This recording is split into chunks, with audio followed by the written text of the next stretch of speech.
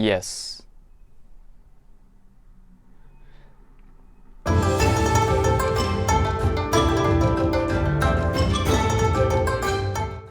What's going on, bucks and dolls? My name is Taiki and welcome to Shishigoat. Today's video, I'm gonna be talking about how to build up your self-confidence so you can apply that to your life. If you're new here, this channel is about how to improve your life, how to build up your self-confidence, how to be more compassionate, and other psychological stuff. So if you're interested, please hit that subscribe button to join the herd and hit that bell to stay tuned. I am aiming at 100 subscribers by the end of this month, so I'll be really appreciative if you could subscribe. Before I dive right in, I want to introduce that I have a blog page and I write about self-confidence, self-acceptance, and how to deal with anxiety, negative feelings that are going to hold you back from being where you want to be at in your life. So go to shishigoat.com, that's my blog page, and you can see my blog posts. You can look at them and apply that technique to your life to have a better life for you. So I want to start off by defining self-confidence according to some researchers.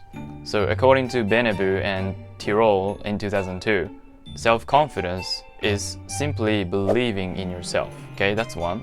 According to Lenny, 1977, self-confidence is an individual's expectations of performance and self-evaluations of abilities and prior performance.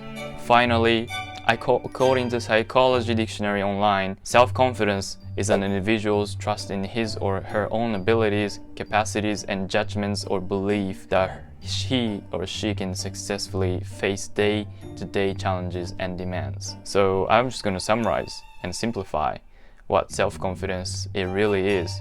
Self-confidence is to have faith in yourself. Now, you might be confused with self-esteem and self-confidence, but the difference is self-esteem is about you, not just your actions. But while self-confidence is about your actions, whether you're going to be succeed or not, whether you're going to be able to do that or not, have to believe in yourself. That's the difference. Self-esteem. I am very ugly. I am very not pretty enough. Those are self-esteem. Self-confidence is about believing in your actions. I hope you get that definitions. Based on these definitions, people who are considered as confident have faith in themselves. And what we have to do to be confident, we have to believe in ourselves. I think you get the idea now. Yes, Taiki, I get it. Building up your confidence is about believing in yourself.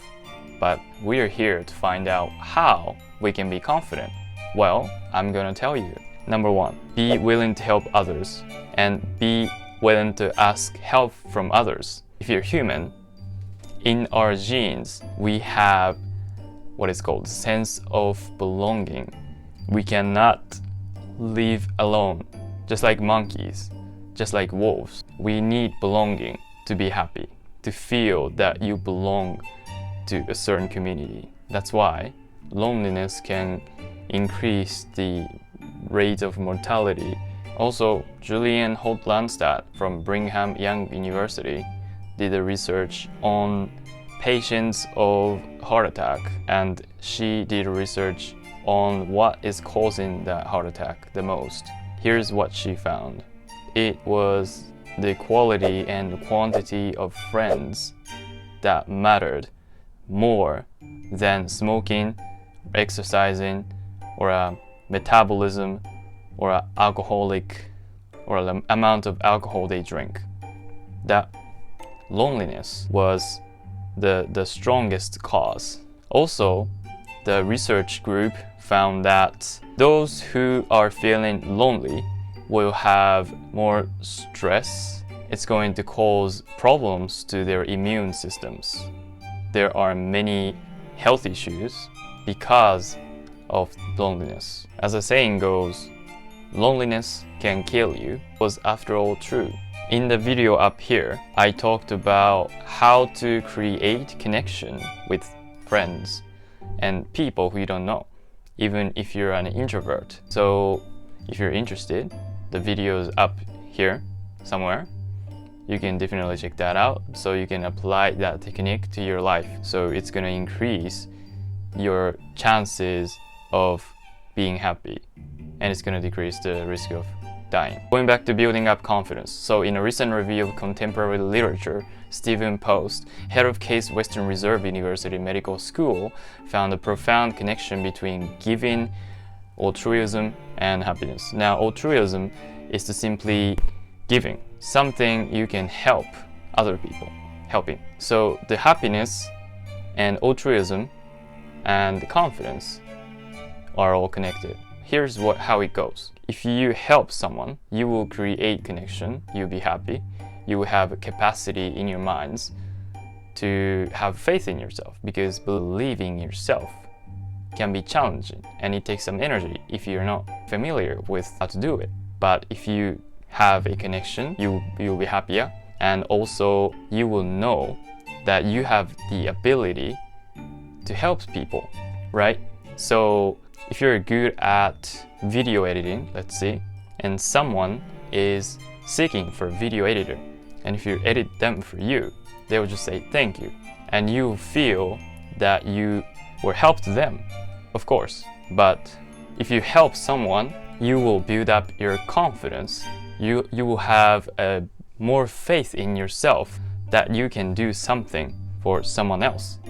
One thing to be careful is that you don't practice kindness too much beyond your capacity. What I mean by beyond capacity is that you're not caring about yourself. You're sacrificing yourself too much to help other people. That's not good for your mental health. So it's really important to balance out your kindness that you practice. According to a research on 2,000 Australian people, they had two groups. The one group were asked to volunteer 800 hours per year, and the other one was asked to have 100 hours per year. If they measure their happiness level, the second group, which was 100 hours per year of volunteering, had higher happiness level than those with 800 hours, which means 100 hours per year was the best amount of kindness that you can practice. Thus, 2 hours a week of kindness is very good for you. You're not gonna sacrifice yourself to do something for your friends or for other people. Okay, it's just everything is about balancing, even working out. Number 2 is to do some exercising. Exercising will increase the amount of hormones called dopamine. So dopamine is going to help us memorize, better memory, and also reduce stress. And if you work out and you have some muscles, your posture will be very beautiful, I would say, you know. And if your shoulder is like this, you're going to be confident, you feel confident than this. I want you to try that right now, you know. Try to think positive things with this posture. Like this, like a cat. Versus try to think positive things with this posture, with your chest up. Okay, which is easier for you? I find this one easier for me to think positive thoughts. So not only does it help you reduce stress by producing dopamine in your brain, but also it will make your appearance better. That can boost up your confidence. If you look at the mirror and you're like that, you don't want to go outside because people will think that you're an attractive person. You're not. Does it look attractive to you if I speak like this? Hey, welcome to Shishigoat. I wouldn't watch that video. So if you're confident, stand straight. It's gonna boost up your confidence. And in order to stand straight, you need some muscles and you need some dopamine to reduce stress too. Positive cycle. Number 3, mindful meditation. Now, I talked about meditation in the previous videos. You can definitely check that out, the effectiveness of meditation. But it can help you build up your confidence based on my experience too. So if you meditate, you will see the present moment if you're mindful. You won't be bothered by the future nor the past. In the future, you're anxious about some things, and in the past, you're regretting something that you've done in the past. And thinking about, especially the past, is not gonna get you to anywhere. I should have taken this course. I should have approached her when I had a chance. Those are regrets are not gonna help you unless you review them as feedbacks. I should have approached her that time, so the next time when I have a chance, I'll make sure I have to say hello. That's a way of using in the future. But mindfulness, what it does, meditation, what it does is to wake up. If you're thinking about something you want to achieve in the future, you would spend a lot of time thinking about, worrying about what if it doesn't work out? What if it doesn't work out? What if it doesn't work out?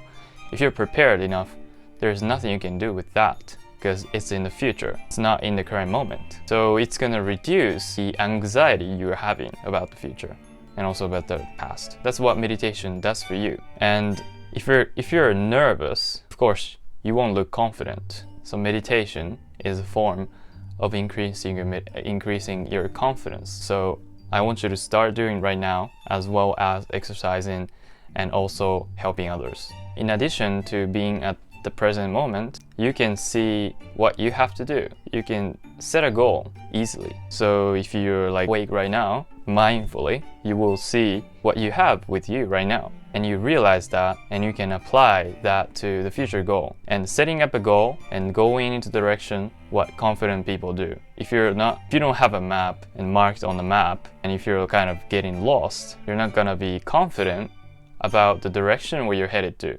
Building up your confidence is about marking up on the map, heading to that direction. You will feel the sense of, I know what I'm doing. I know exactly where I'm headed to. I hope that makes sense to you.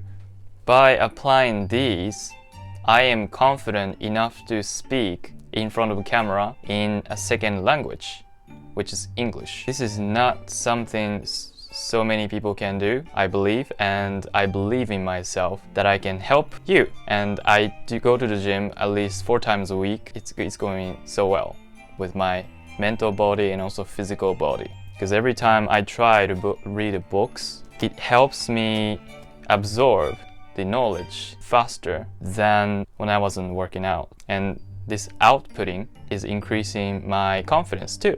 The ultimate solution to build up your confidence, though, is to try it out. Try new things. And if you want to try new things, you will face some anxiety, some uneasiness, some worrying factors. And I described how to combat those negative things that are gonna hold you back. So definitely apply those techniques that I described in this video to your life so you can be somewhere, anywhere you want to be at. So thank you so much for watching. If you liked it, please give it a thumbs up and subscribe to join the herd and hit that bell to stay tuned. I will be seeing you in the next video. Until next time.